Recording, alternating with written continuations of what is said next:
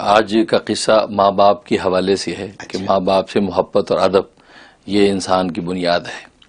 ظاہر ہے کہ ماں باپ کے بارے میں کوئی حق تلفی کی، کوئی ظلم اور زیادتی کی، اور آج کی دنیا کے اندر اس کا جو کوئی احساس نہیں کیا جاتا کہ ماں باپ کی بات کو جو ڈینائی کر دیتے ہیں، بے ادبی کرتے ہیں، تکلیف پہنچاتے ہیں، اور ماں باپ وہ صبر کر کے اس کو برداشت کر لیتے ہیں اور یہ سمجھتا ہے کہ شاید میں حق پہ ہوں۔ ایسا نہیں ہے، اس لیے تو حدیث میں آتا ہے کہ ماں کے قدموں کے نیچے جنت ہے اور جنت کا دروازہ باپ ہے، اور دنیا کے اندر اللہ تبارک و تعالی اس کی سزا دکھا دیتے ہیں۔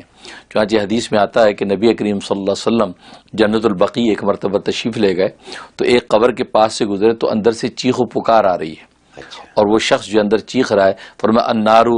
علی فوقی، آگ میرے اوپر ہے، النار علی تحتی، آگ میرے نیچے ہے، النار علی یمینی، النار علی شمالی، میرے اوپر نیچے دائیں بائیں آگ ہی آگ ہے، میں آگ میں گھرا ہوا ہوں، چیخ رہا ہے۔ تو آپ نے فوراً صحابہ کو بلایا، فرمایا کہ جنت بقیع میں جن جن کے یہاں مردے دفن ہیں سب کو کہا کہ یہاں آ جائیں، تاکہ فائنڈ آؤٹ کرنا ہے کہ یہ کس کا مردہ ہے یہ جو اندر رو رہا ہے۔ اب سب لوگ آ گئے، کہا کہ اپنے اپنے قبروں کے پاس کھڑے ہو جاؤ، سب اپنے اپنے عزیزوں کی قبروں کے پاس کھڑے ہو گئے۔ تو آخر میں ایک بڑھیا لاٹھی ٹیکے ہوئے آ رہی ہے، آہستہ آہستہ چلتے چلتے وہ اس قبر کے پاس آ کے کھڑی ہو گئی جس میں سے آپ نے چیخ و پکار سنی تھی۔ تو آپ نے پوچھا اس بڑھیا سے کہ یہ قبر میں تمہارا کون عزیز ہے؟ کہا کہ میرے بیٹے کی قبر ہے۔ بیٹے کی قبر ہے؟ اچھا، تم اس بیٹے سے راضی تھی؟ کہا کہ نہیں، میں اس بیٹے سے آوازار ہوں اور میں اس سے ناراض ہوں۔ کیا کہ کیوں اس کو معاف کر دے؟ کہا میں معاف نہیں کروں گی، اس سے مجھے بہت ستایا اور زندگی اس سے میرے دل توڑا اور میرے حق بڑے اس سے تلف کیے۔ تو اس پر نبی پاک صلی اللہ علیہ وسلم نے اللہ سے اسے دعا کی، یا اللہ حجاب کے پردے ہٹا دے اور جو قبر کا عذاب ہو رہا ہے وہ اس عورت کے اوپر منکشف کر دے۔ اسی وقت وہ حجاب ہٹ گیا قبر کا، اور وہ آگ کے اندر جو ہے وہ اس کا بیٹا جو ہے چیخ پکار رہا ہے، اچھل کود کر رہا ہے۔ اس عورت نے جیسے دیکھا تو گھبرا گئی اور فوراً اللہ سے دعا کی، یا اللہ میرے بیٹے کو معاف کر دے، میں اس سے خوش ہوں، تو بھی اس سے خوش ہو جا، اس کو اس عذاب سے چھٹکارا دے دے۔ فوراً وہ بولی، تو جیسے یہ کہا تو فوراً ہی اللہ تبارک و تعالی نے اس کو آگ کے عذاب سے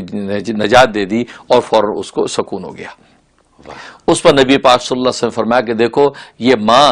ماں اس سے ناراض تھی، حالانکہ وہ ایمان پر مرا ہے،